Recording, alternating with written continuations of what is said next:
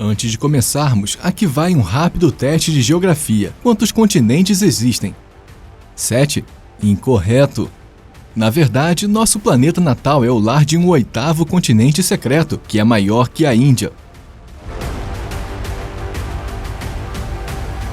No entanto, visto que o enorme continente há muito foi engolido pelo mar, ele não aparece em nossos mapas do mundo moderno.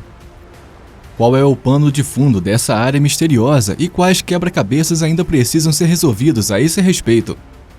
Mostraremos a você agora. Antes de começarmos, certifique-se de clicar no botão curtir e tocar o sino de notificação para se manter atualizado dos vídeos futuros. Além disso, fique por aqui até o final para aprender sobre um dos mistérios históricos mais incríveis que garantimos que você nunca ouviu antes.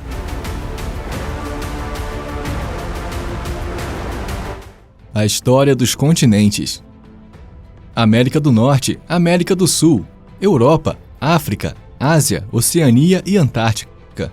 Quem prestou um pouco de atenção nas aulas sabe que esses são os 7 continentes oficiais do nosso planeta.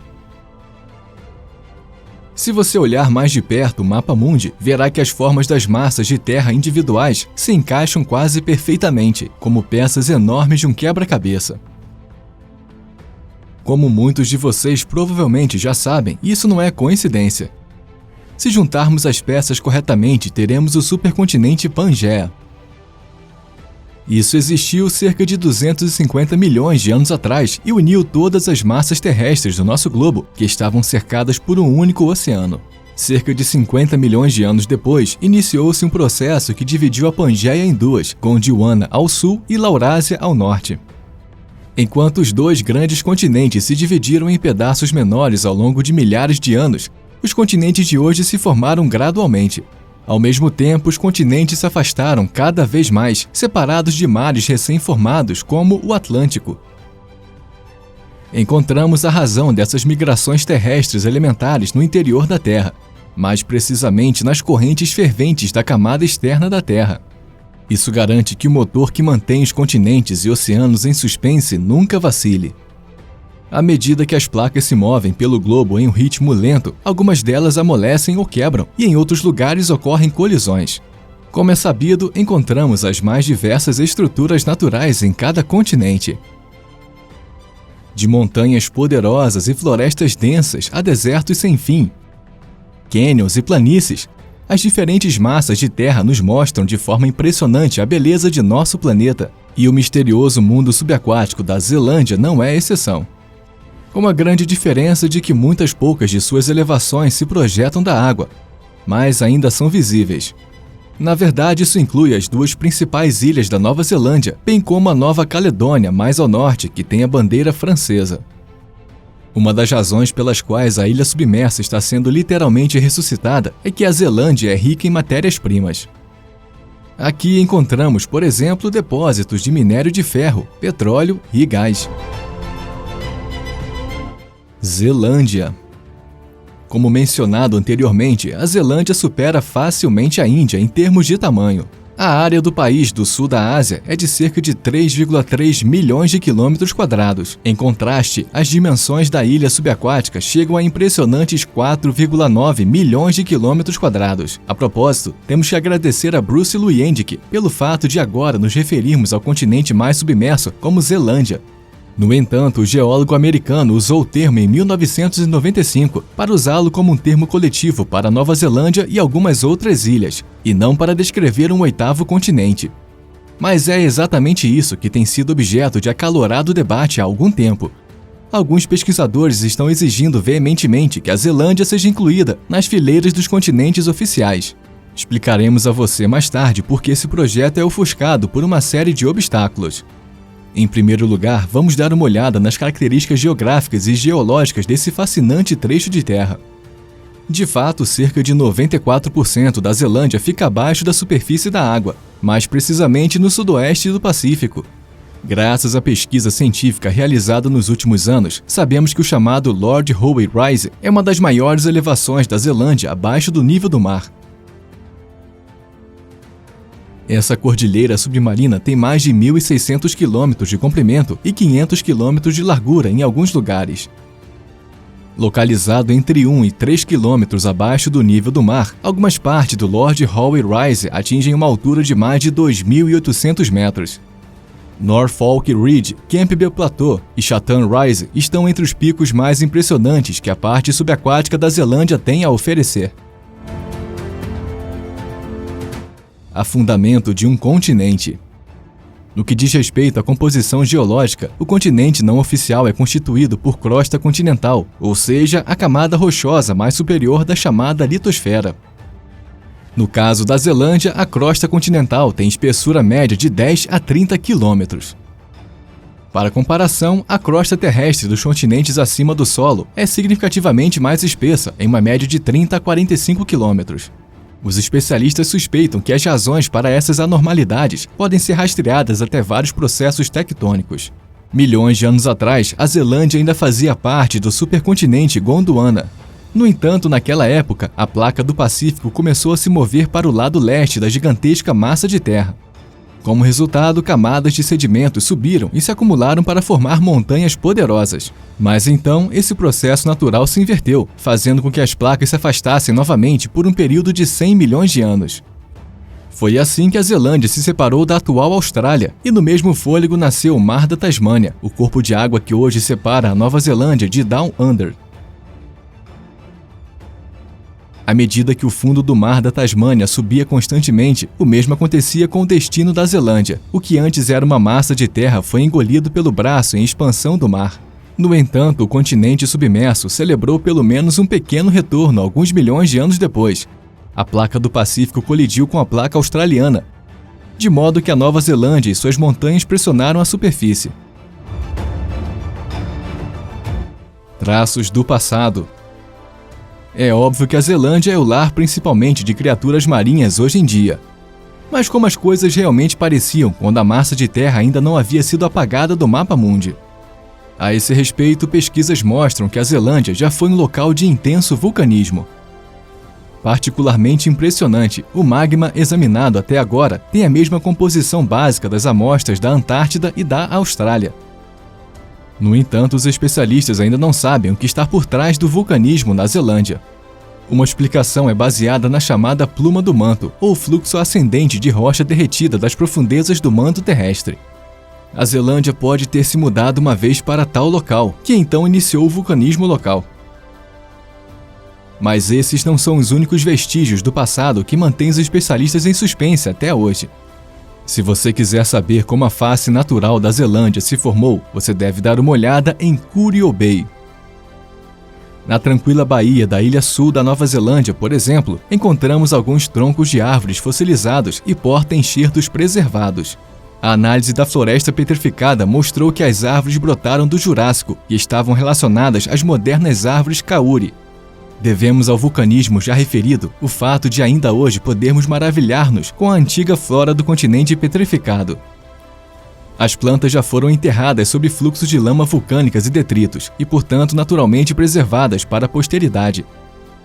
Mais tarde, a erosão, junto com o deslizamento, garantiu que a floresta virgem petrificada voltasse à luz do dia. E os animais? Na verdade, os pesquisadores tiveram a sorte de encontrar a mandíbula de um mamífero não especificado perto da região de Otago, na Nova Zelândia. Por causa disso, é razoável supor que, durante a última era glacial, partes maiores do que hoje da Zelândia emergiram da água. A Zelândia é um continente? Tendo em vista o passado literalmente turbulento da Zelândia, surge uma questão central. Faz sentido reconhecer a área amplamente submersa como um oitavo continente? É precisamente sobre essa questão que as mentes científicas parecem não concordar. Em detalhes, existem diferentes critérios que uma região da Terra deve atender para ser considerada um continente. Acima de tudo, isso inclui o fato de que a crosta continental deve se destacar suficientemente da crosta oceânica. Ao mesmo tempo, a crosta continental deve ser mais espessa que a crosta oceânica. Mas a condição natural da região em questão também é um aspecto importante. Segundo ela, um continente deve ter diversidade geológica e abrigar 3 tipos básicos de rocha. Por último, mas não menos importante, a definição de um continente é sempre uma questão de tamanho. A massa de terra correspondente deve, portanto, ter uma área muito grande de terra, para não ser classificada como um microcontinente. Como exatamente essa magnitude é quantificada, no entanto, não é determinado nem mesmo nas fileiras dos cientistas. Os que defendem a inclusão da Zelândia na lista oficial de continentes apresentam argumentos diferentes. Como a massa de terra tem uma área considerável de quase 5 milhões de quilômetros quadrados, ela deve superar o obstáculo de tamanho especificado com facilidade. Como a Zelândia fica longe da Austrália, ela não deve ser vista como um fragmento, mas como uma região independente. A área mais estreita que separa a Zelândia da Austrália é uma fossa marítima de 25 km de largura e mais de 3.500 metros de profundidade. Embora mais de 90% da Zelândia seja coberta por água, ela ainda fica a uma média de 1,1 km do fundo da crosta oceânica. Além disso, estudos anteriores da região sugerem que o continente subaquático também atende aos requisitos geológicos mínimos. Lá encontramos uma variedade pronunciada de tipos de rochas compostas de granito, ardósia e rochas contendo silício.